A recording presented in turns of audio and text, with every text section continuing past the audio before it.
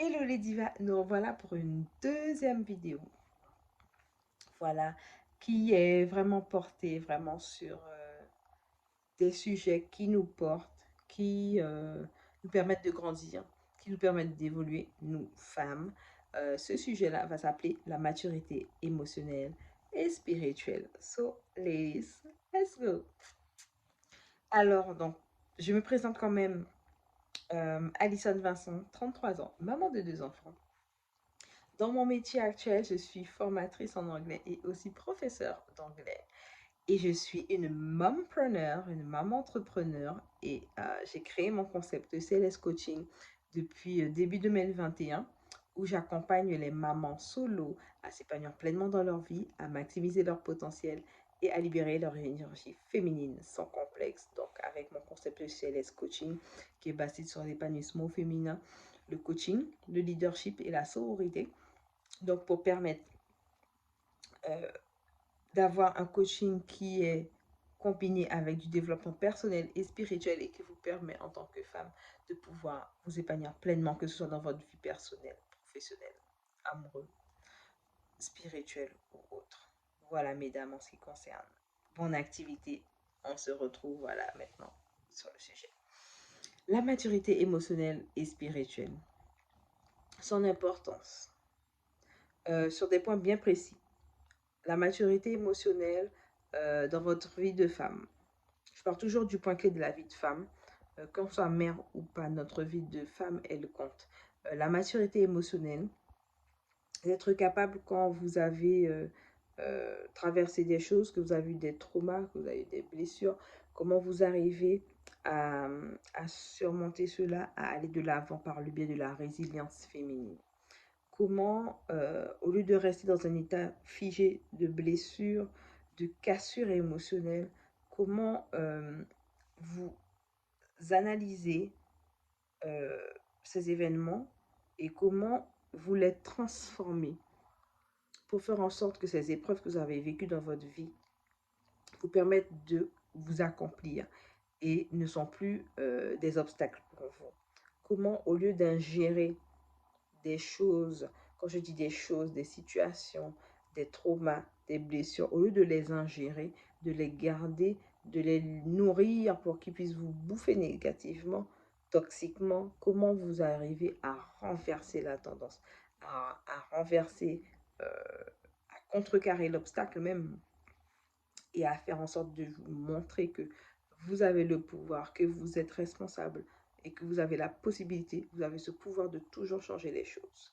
Comment, dans la maturité émotionnelle, surtout dans le domaine des relations, pas forcément amoureux, mais des relations que ce soit famille, amicale, comment on arrive vraiment dans la maturité émotionnelle à ne plus être dans des disputes, dans des conflits, et comment on comprend que la différence d'opinion permet de faire grandir, que avoir des divergences, ce n'est pas quelque chose de mauvais, que c'est par la différence, par le contraste des opinions, sans que ce soit fait dans la violence qu'on arrive à avancer, euh, qui peut arriver à des moments où des fois on peut hausser le ton, on peut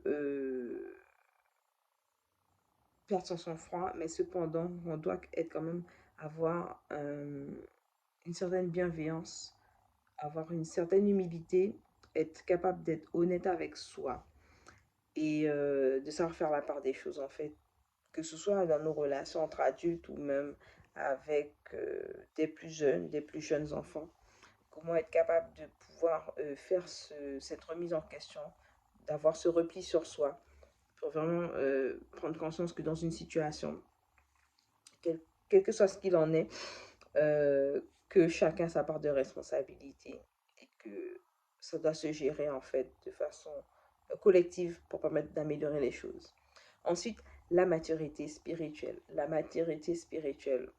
Donc, on a grandi, on est conditionné en fonction de certaines choses qu'on a vécues par rapport à des religions, voilà, dans lesquelles on a été beaucoup plus jeune il arrive un moment dans la vie, dans sa maturité pardon, spirituelle, on doit être capable de pouvoir regarder entre ce que nos parents nous ont appris, ce que nous, on garde, on expérimente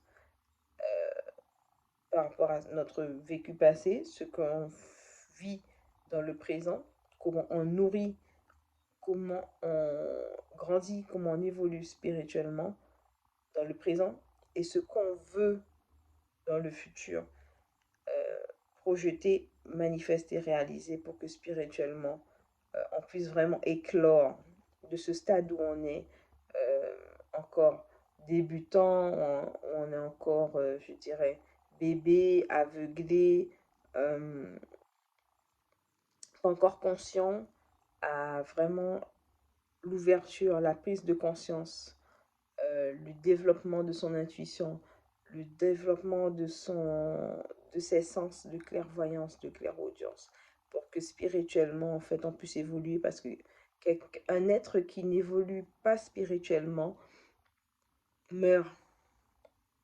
Je vais le dire comme ça.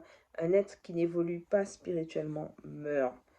La spiritualité, on le voit actuellement au niveau des réseaux, euh, se développe. Pas forcément dans le bon sens pour certaines choses, mais se développe. Et ce qu'on doit garder en mémoire, c'est qu'un être, je parle surtout pour les femmes, nous sommes des êtres cosmiques, nous sommes des êtres liés aux émotions. Les émotions sont des énergies, ne l'oubliez pas, mesdames. Les émotions sont des énergies que l'on nourrit. Donc sachez déjà nourrir les bonnes énergies spirituellement, pour ne pas vous sentir happé, pour ne pas vous sentir bouffé négativement, toxiquement. Deuxièmement, vous êtes des êtres cosmiques. Nous sommes des êtres cosmiques parce que je m'inclus aussi. Nous sommes des êtres cosmiques, c'est-à-dire que nous sommes liés à l'univers, nous faisons partie de l'univers, nous faisons corps avec l'univers. Donc, nous ne pouvons pas être détachés de la spiritualité.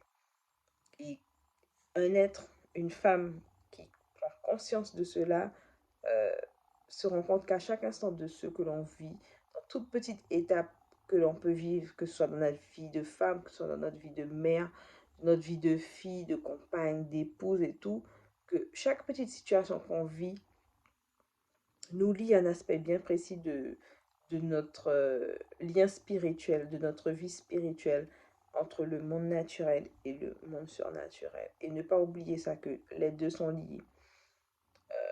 Qu'il y a deux mondes qui sont ensemble et qu'il n'y a qu'une fine ligne qui les lie. Donc on bascule tantôt dans l'un que dans l'autre. Il faut être conscient que, en fait, mentalement, spirituellement, il doit y avoir un certain équilibre si on ne veut pas perdre de pied, en fait. Et que l'objectif, c'est pas d'avoir une perfection dans la spiritualité, mais c'est d'être bien, d'être équilibré, de pouvoir être en accord avec ses valeurs, de respecter ses valeurs, d'être conduit dans son cheminement avec les valeurs qui nous ressemblent, qui s'accordent avec nous et qui nous permettent d'évoluer tout en se respectant, tout en respectant, en honorant nos ancêtres comme il se doit et en n'oubliant pas qui on est en termes d'identité.